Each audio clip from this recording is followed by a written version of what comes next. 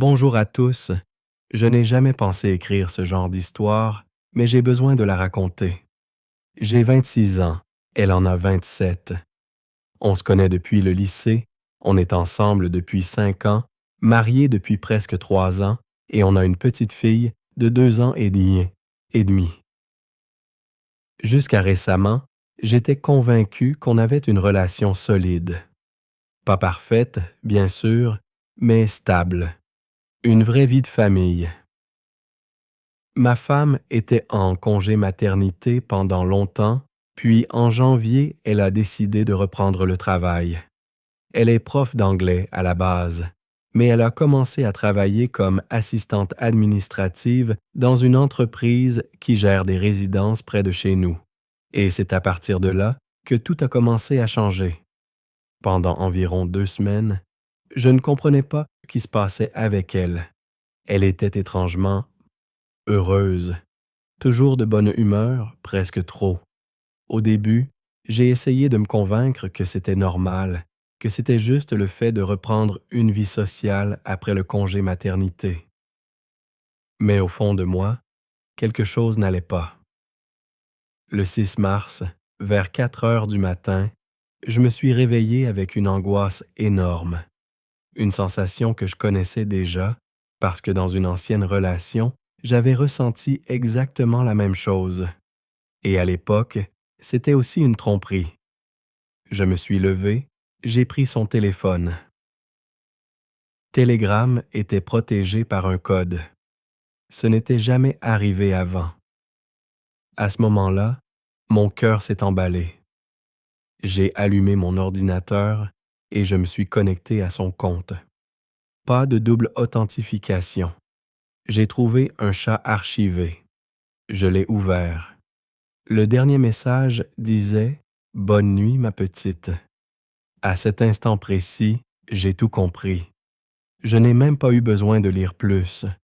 Je suis allé la réveiller immédiatement. Elle ne comprenait rien, jusqu'à ce qu'elle voie mon visage et le téléphone dans ma main.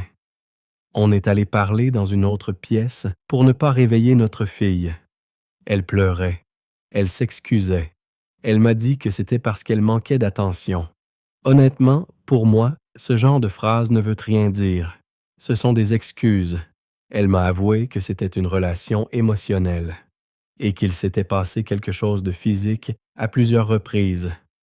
En 2 semaines, à ce moment-là, j'ai complètement perdu le contrôle. Je lui ai dit de faire ses affaires et de partir. J'ai dit des choses que je n'aurais jamais imaginé dire.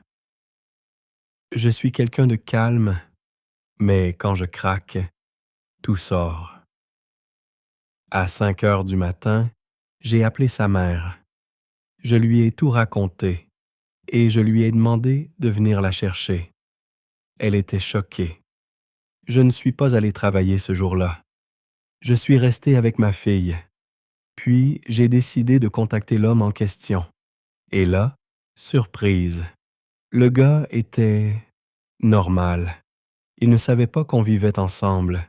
Elle lui avait dit qu'on était mariés mais séparés, en train de divorcer.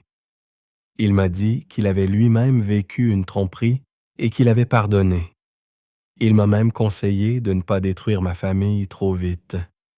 Il s'est excusé, alors que ce n'était même pas sa faute.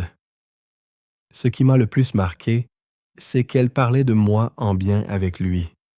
Elle disait que j'étais un bon mari, un bon père, et pourtant, elle faisait ça. Je suis parti chez mes parents avec ma fille pour réfléchir. Elle m'écrivait sans arrêt, disait qu'elle s'inquiétait pour moi. Je lui répondais froidement. Je savais que je lui faisais mal, mais à ce moment-là, je n'en avais rien à faire. Le soir, elle m'a demandé de la voir. Je ne savais pas quoi faire. J'étais épuisé. Le lendemain matin, j'ai pris ma décision. J'ai décidé d'essayer de pardonner. Pas pour l'enfant, mais parce que malgré tout, je ne voulais pas tout détruire. On s'est vu. Elle m'a dit qu'elle avait peur de me perdre, qu'elle avait compris son erreur, qu'elle n'avait jamais réalisé ce qu'elle avait avant. Honnêtement, ses mots et ses actes ne correspondait pas du tout. Mais j'ai quand même décidé d'essayer. Aujourd'hui, 5 semaines ont passé. C'est plus calme. Mais ce n'est pas fini. On passe plus de temps ensemble. On parle beaucoup. Mais tout revient toujours à ça. Je remarque tout. Ses messages, son téléphone, sa façon de réagir quand j'approche. Je n'étais pas comme ça avant. Quand je suis seul avec mes pensées, c'est l'enfer. Des images, des phrases, des souvenirs reviennent sans arrêt. Certains détails sont devenus des déclencheurs. Une robe, de la lingerie, même une simple photo envoyée, parce que je sais qu'à un moment, elle faisait la même chose pour lui. La confiance revient, lentement. Je vérifie son téléphone de moins en moins, mais les doutes sont toujours là. Je précise une chose. Oui, dans une relation, les deux peuvent avoir des torts, mais pour moi, rien ne justifie une tromperie. Jamais. J'ai toujours été présent, avec elle, avec ma fille. À la maison, je faisais ma part, je faisais attention à elle, je lui laissais du temps pour elle.